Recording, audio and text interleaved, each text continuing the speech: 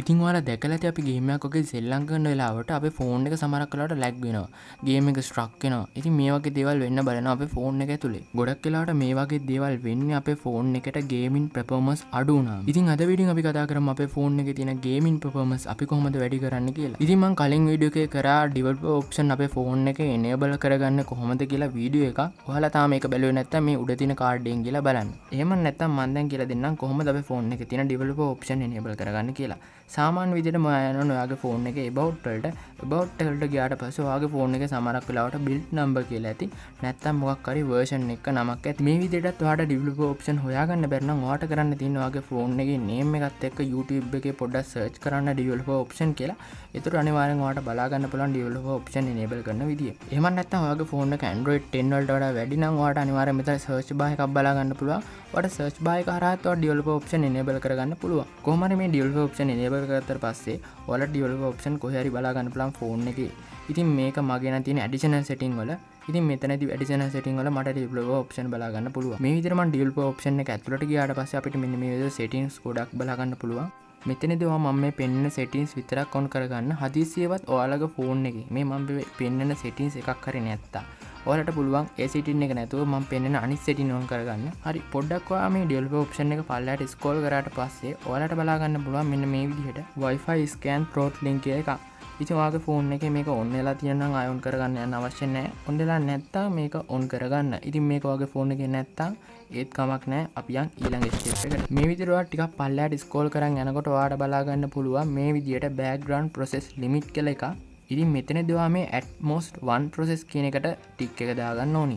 ඉතින් මොකද මෙතනදී at most 1 process කියන ටික් එක දාගත්තොත් ඔයාලා ගේම් එකක් ප්ලේ කරනකොට ඔයාලගේ බෑග්ග්‍රවුන්ඩ් එකේ රන් වෙන්නේ එක ඇප්ලිකේෂන් එකයි. ඉතින් ඔයාලා මෙතන ඔක්කොම ඇප්ලිකේෂන් රන් වෙන දාලා තිබ්බොත් ඔයාලගේ ගේම් එක ලැග් වෙන ප්‍රමාණය වැඩි. ඉතින් අපි මේ on කරපු setting එකෙන් ඔයාලගේ ගේම් එක විතරයි බෑග්ග්‍රවුන්ඩ් එකේ රන් වෙන්නේ.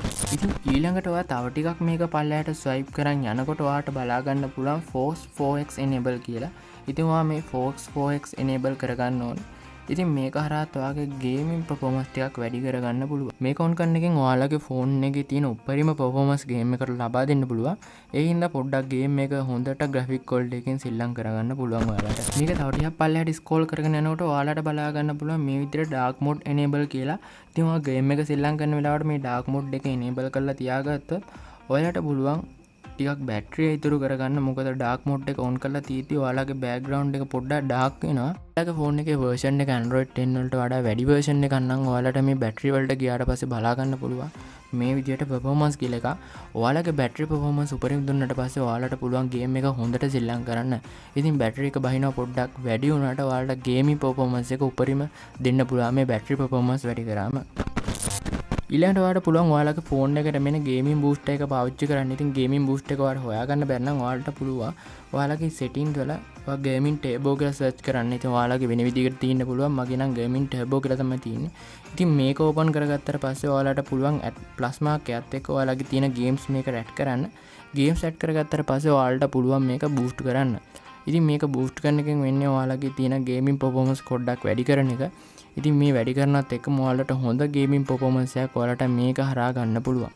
ඉතින් මේකෙදිත් ඔයාලට settings set එකක් බලා ගන්න පුළුවන්. ඉතින් මේකෙදී නම් ලොකුවට ඔයාලා settings වෙනස් කරගන්න අවශ්‍ය නැහැ. මොකද මේවා ඔටෝම හැදිලා ඉන්නේ ඔයාලගේ ගේමින් performance ටිකක් වැඩි කරන්න පුළුවන් විදියට.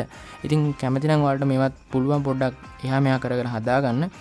ඒ වගේම ඔයාලගේ ෆෝන් එකට ගේමින් බූස්ටර් එකක් නැත්නම් ඔයාලට පුළුවන් ලේසියෙන් ඔයාලගේ තියෙන Play Store එකට ගිහිල්ලා මේ විදියට ඔයාලට search පාරක් දාන්න පුළුවන් ගේමින් බූස්ටර් කියලා. මම search පාරක් දාලා පෙන්නන්න. ඉතින් මම මෙතනදී type කර ගන්නවා ගේමින් බූස්ටර් කියලා. type කරගත්තට පස්සේ මේ විදිහට result එකක් එනවා. ඔයාලට බලා ගන්න පුළුවන්. ඉතින් ඔයාලට මෙතනින් කැමති එකක් download කරගන්න පුළුවන්. මම recommend කරනවා මේ පළවෙනිටම එන එක download කරලා පොඩ්ඩක් පාවිච්චි කරලා බලන්න. ඉතින් සමහර කලකට මේ වගේ advertise play වෙන්න පුළුවන්. ඉතින් ඒවා වෙන්නේ ඔයාලා free මේවා download කරගන්න නිසා.